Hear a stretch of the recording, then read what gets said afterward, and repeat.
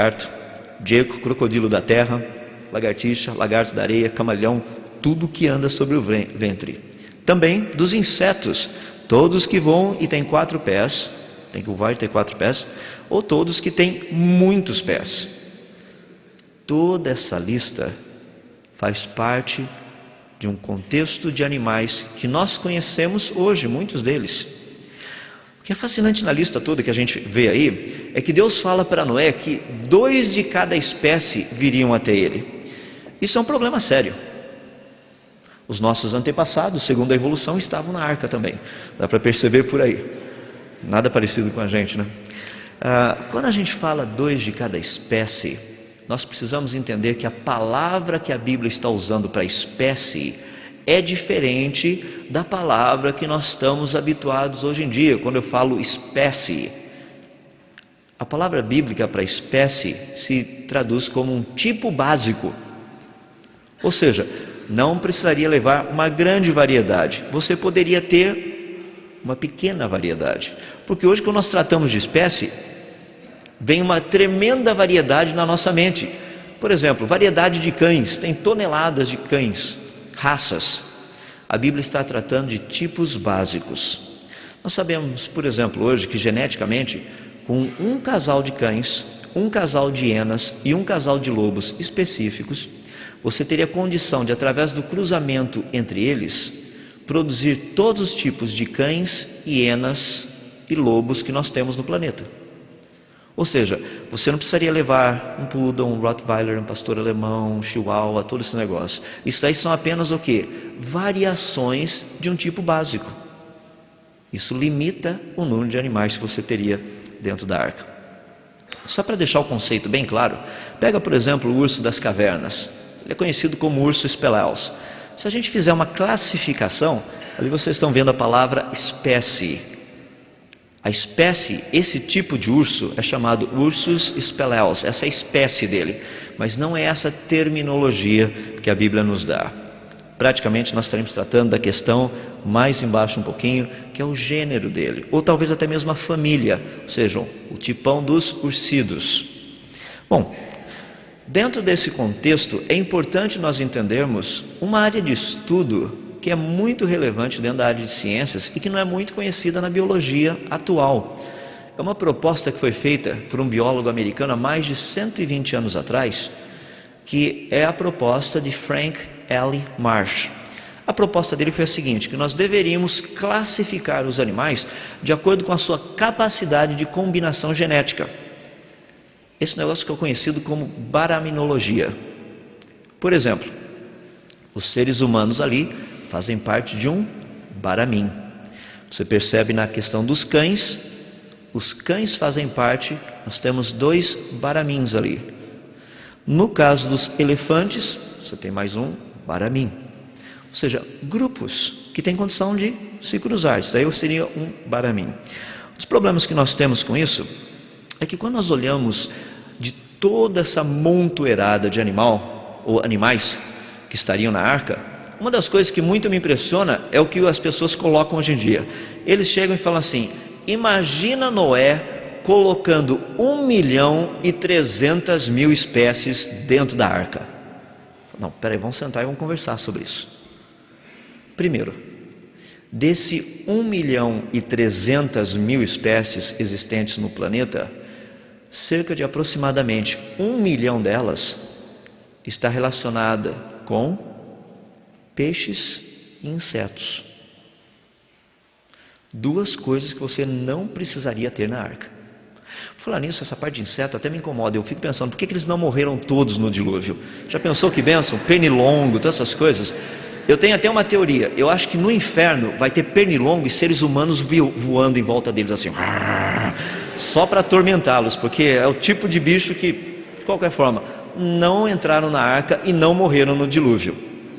Muitas pessoas têm uma grande dificuldade em pensar também em termos dos peixes. O pessoal fala assim, não, mas tem peixe de água doce, peixe de água salgada, como é que fica lá fora? Por etapa. É verdade, o dilúvio foi uma área muito interessante, causou todo esse problema. Peixes de água doce, peixe de água salgada. Então segura as pontinhas, nós vamos chegar nos peixes, dar uma olhadinha como é que ficou essa bicharada aí.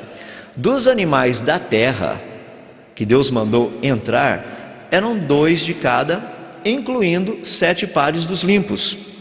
A quantidade era muito grande, dá para a gente ter uma ideia. Uma das perguntas que sempre as pessoas fazem para mim é o seguinte: já imaginou Noé tentando colocar toda essa bicharada dentro da arca? E daqui a pouco vem um dos filhos correndo atrás e fala: pai, escapou o papagaio. E vai todo mundo correndo atrás do papagaio, e pega o papagaio, e traz o papagaio de volta, e coloca o leão. Daqui a pouco chega um dos filhos lá e fala: pai, tá com um pequeno probleminha lá, o leão está reclamando de fome, entende? A jaula do leão está do lado da jaula da ovelhinha, então está tendo um problema sério por ali. As pessoas tentam às vezes olhar a coisa de um ponto de vista que foge à realidade. Deus mandou colocar 2 de cada um deles. É interessante que Deus disse dos que têm fôlego de vida. A ideia de fôlego de vida é principalmente fôlego de vida nas suas narinas. Ou seja, eles respiram como a gente respira. Dentre esses animais, vamos ser bem honestos, dos da terra, tinha um problema sério, né? Porque tem animais domésticos, tem animais selvagens, tinha até dinossauro, que é um problema sério. Você sabe como é que funciona a questão de dinossauro? São meio desajeitados, são ligeiramente grandes, ocupam um grande espaço. Imagina cuidar de tudo isso. Quando nós estamos tratando de uma vida de vitória, como nós temos conversado aqui esses dias, tudo faz parte do pacote. As coisas fáceis e as difíceis também.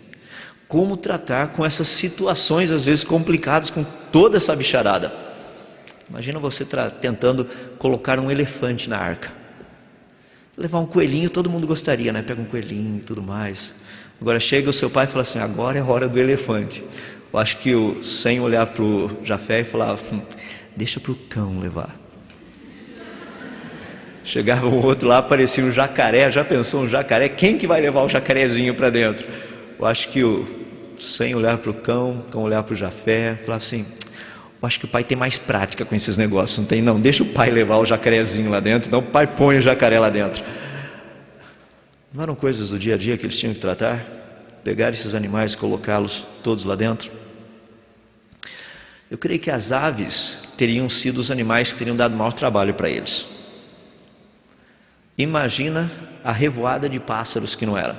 Eu gostava de olhar assim, principalmente em liçãozinha de escola dominical, porque você via aquela tonelada de passarinhos, todos voando bonitinhos assim, indo em direção à arca, né? Eu creio que Deus os levou até ali, sem dúvida.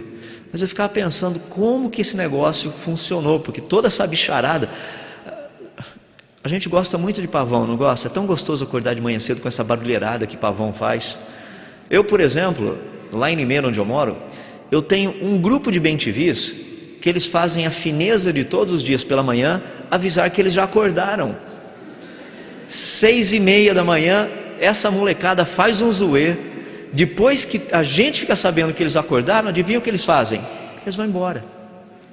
Daí larga a gente acordado ali o tempo todo. É um problema. O que acontece com tudo isso? Imagina Noé com toda essa bicharada.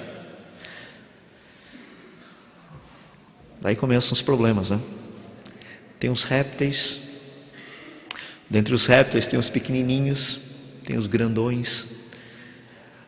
Esse contexto dos animais me fascina por 2 pontos.